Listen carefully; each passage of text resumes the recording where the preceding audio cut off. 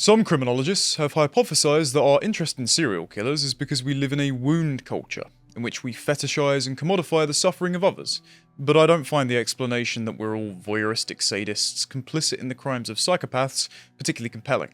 It's more likely that our fascination with true crime, particularly its overwhelmingly higher agreeable female viewing demographic, is because we're driven, evolutionarily, to identify predators. Villains are as important to the replicable behavioural archetypes codified in narratives as their heroes. And history, as much as fiction, is a fertile ground for learning how to avoid making mistakes and becoming monsters. From gazing into the abyss of the minds of the worst monsters of the 20th century, we can learn a lot about the modern left, particularly with their mutual obsession with becoming gender-bending, sexually insatiable killer clowns. The clowning was relaxation for me. I enjoyed entertaining kids. For all the dissident right's clown world memes, the left has the closest relationship with the most perverse version of children's birthday entertainers. Whereas Joker inspired precisely zero of the incel mass shooters that the dinosaur press ghoulishly predicted, costumed left-wing activists have committed far worse sins than turning condoms into balloon animals. How about the most malignant of examples? Pogo the Clown, aka John Wayne Gacy. Gacy has the highest gay male body count of any American serial killer, except perhaps for the fella who got a bit too amorous in a primate enclosure and brought AIDS into disco bars. Gacy killed at least 33 men and boys between 1972 and 1978. He did this all while hidden in plain sight as a pillar of his local community, involved in the Illinois Democrat apparatus, throwing large neighborhood garden parties, and appearing at children's birthday parties as Pogo and Patches the Clown. Gacy once told detectives that dressing as a clown let him get away with murder. Gacy's home, 8213 West Summerdale Avenue, was covered in paintings of clowns. These set the detectives searching it ill at ease, almost as much as the smell of 27 rotting corpses decomposing in the crawl space beneath his closet. 2 more were buried beneath his driveway and garage. 4 boys, including missing teen Robert Peast, whose case finally put the cops onto Gacy, had their bodies dumped in the Des Plaines River, when Gacy ran out of space beneath his house. When in prison, Gacy painted many images of bodies, skulls, and clowns, which he sold for profit. Gacy is also often thought to have inspired Pennywise the Clown in Stephen King's It. The irony of this is that despite Pennywise claiming the life of a gay man, Adrian Mellon, at the beginning of the novel, Pennywise has become something of a gay icon online. Kiss me, fat boy! The Dancing Clown's connotations with the ever-expanding LGBT acronym include men finding Bill Skarsgård attractive, Tim Curry's fishnetted performance in the Rocky Horror Picture Show when he performed in the 90s adaptation of it, and contestants on RuPaul's Drag Race having performed as Pennywise. He has also been coupled up with the Babadook in online fan art. I wish I was making this up. But Gacy himself hasn't the same mythology as Pennywise, or, say, Ted Bundy in recent years, probably because he was gay, unattractive, and also a prominent member of the Democrat Party apparatus in Chicago. Bundy was a handsome, heterosexual Nixon Republican activist, recently played by Zac Efron. He has become an easy exemplar for feminists to point to as to how pernicious patriarchal violence remains even after the sexual revolution of the 60s and 70s. But Gacy is a suspiciously coloured stain on the progressive project. He was an assistant precinct captain for a Democratic Party candidate in Illinois. He was a vice president, and named the 3rd most outstanding member of the Springfield, Illinois, and Waterloo, Iowa branches of the United States Junior Chamber, the JCs. He organised the Polish Constitution Day Parade between 1975 and 1978, and was even photographed with the wife of US President Jimmy Carter while wearing a Secret Service S-level clearance pin. Rosalind Carter was in Chicago last May for a Polish observance. There was a parade, and one of the parade coordinators was John Wayne Gacy. Gacy also attended the private reception where this picture of him meeting the First Lady was taken. The emblem on Gacy's jacket indicates he had Secret Service clearance, even though he was convicted of a sex offense in 1968. Gacy had gay relationships with JC members before sexually assaulting Donald Voorhees, the 15-year-old son of a fellow JC member. In March 1968, Voorhees told his father that Gacy had orally sodomized him. Gacy took a polygraph test and failed when questioned about both Voorhees and another assault on 16-year-old Edward Lynch. Some of the JCs attempted to support Gacy, arguing the accusations were politically motivated. Gacy pretty much became the man in the community. So he was one of their prime movers, one of their big leaders. You know, I was a chaplain for the JCs and also ran the membership campaign.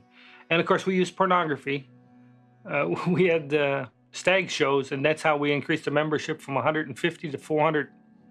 Gacy was nonetheless indicted on a sodomy charge on May 10th, 1968.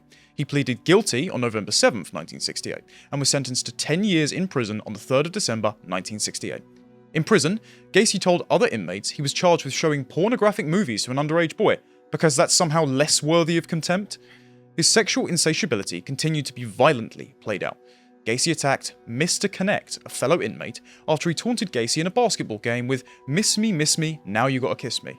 He also beat up 2 inmates he caught performing fellatio on one another in a cell.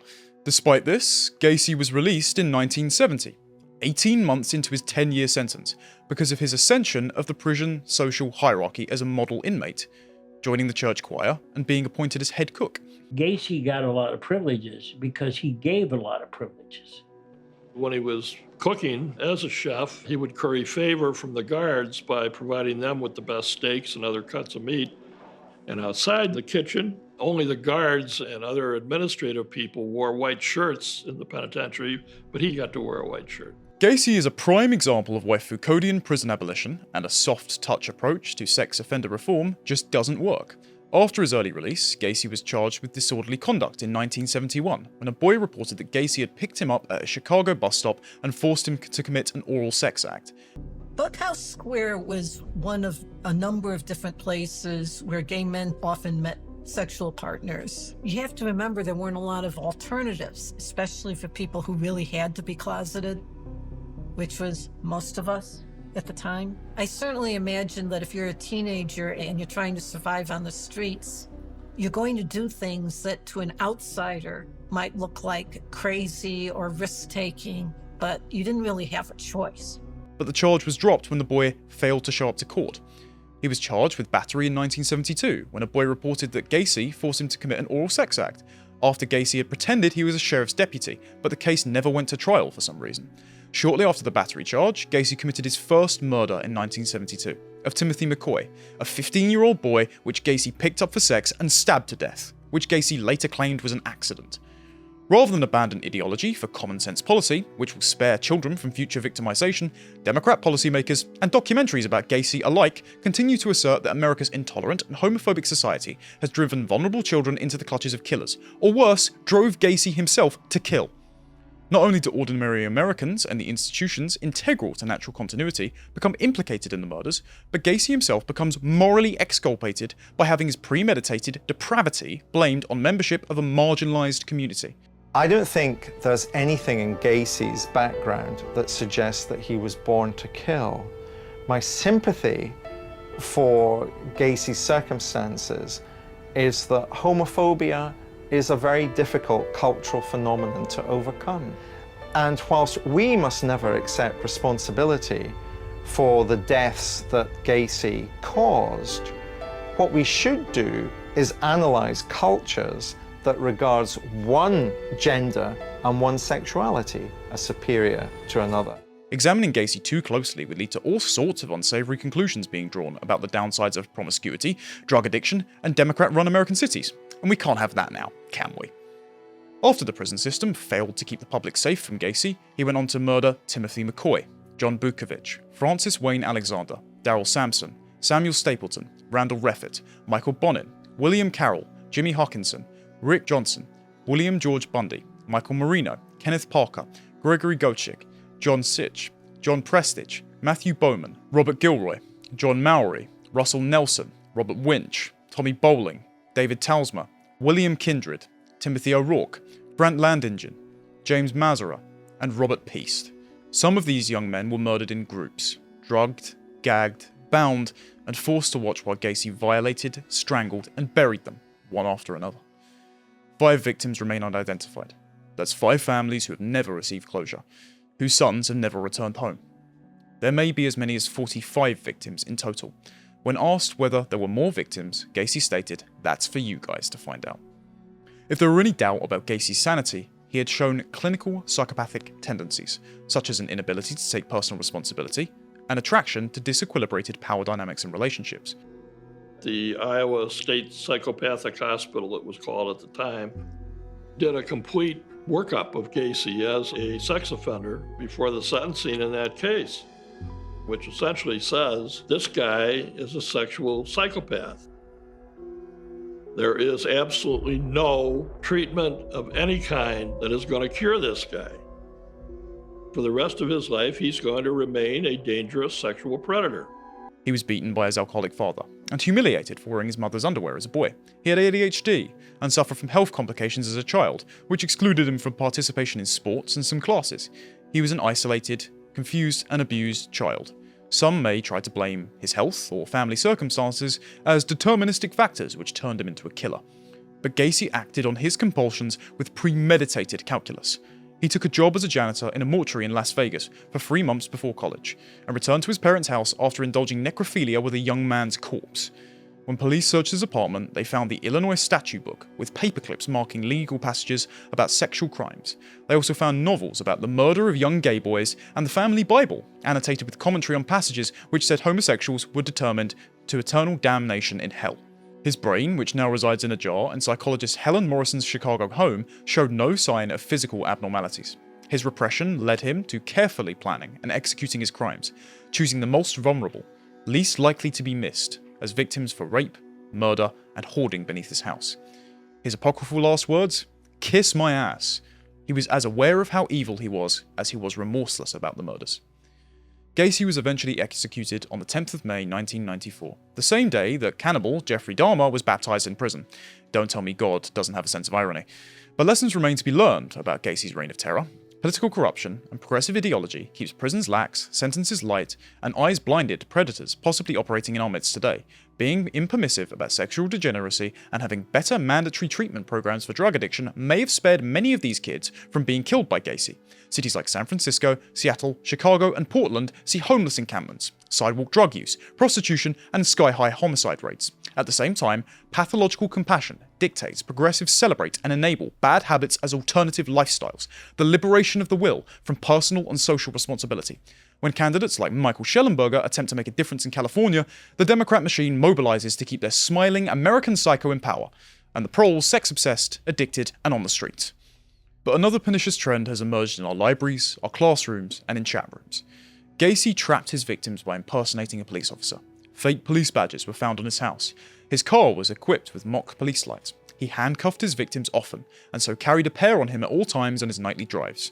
Pretending to be an authority figure to get close to children and then groom and sexually exploit them, it's hard not to see how the modern phenomenon of drag queen story hour is an outlet ripe for sexual exploitation by the same face-painted sexual predators as Gacy was.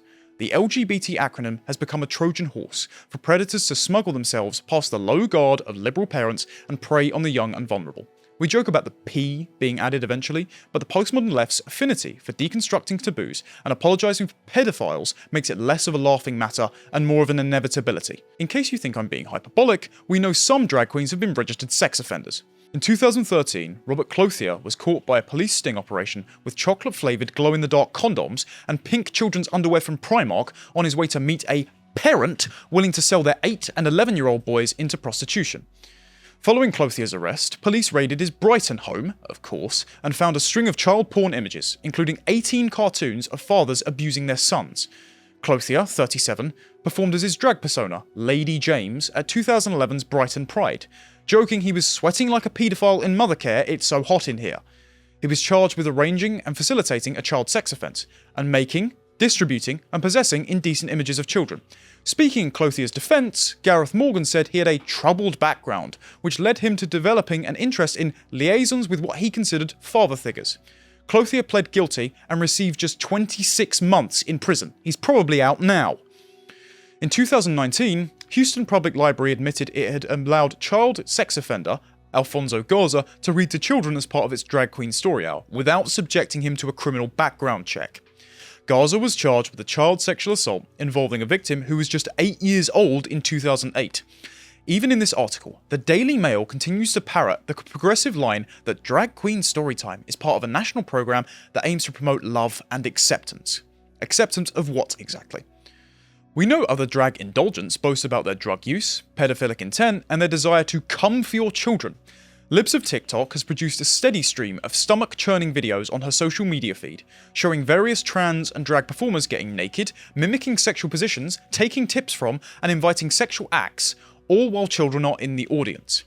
There are too many to list individually, but these will all be linked in the notes for the video on our website. There are more coming out every day. This is a harrowing trend of children being debauched by sexually confused perverts, while parents clap like sycophants at a Solzhenitsyn tale about a Soviet party conference.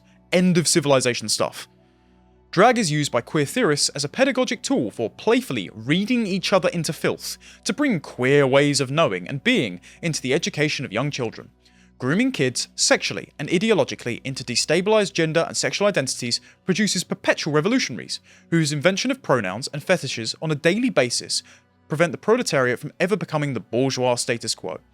Drag in early childhood education is used to give kids a, quote, sense of queer imagination, using play as praxis, aesthetic transformation, strategic defiance, and the destigmatization of shame. Drag is firmly rooted in play as a site of queer pleasure, resistance, and self-fashioning. This is insane. This means using dress-up as a form of revolutionary gender abolitionist activism and child sexualization coming to a classroom near you. The drag queen which wrote this paper, Little Miss Hot Mess, admitted Drag Queen Story Hour wears the visage of family friendliness, but is only family friendly in the sense of family as an old school queer code to identify and connect with other queers on the street. Drag Queen Story Hour aims to abolish the family, sexualize children, and conscript them into a socialist revolution waged through gender confusion. This will inflict irrevocable harm on kids, leaving a trail of glitter that will never come out of the carpet, in their own words. Not every drag act is Ed Gein. Not every gay man is Jeffrey Dahmer. Not every transsexual is Buffalo Bill.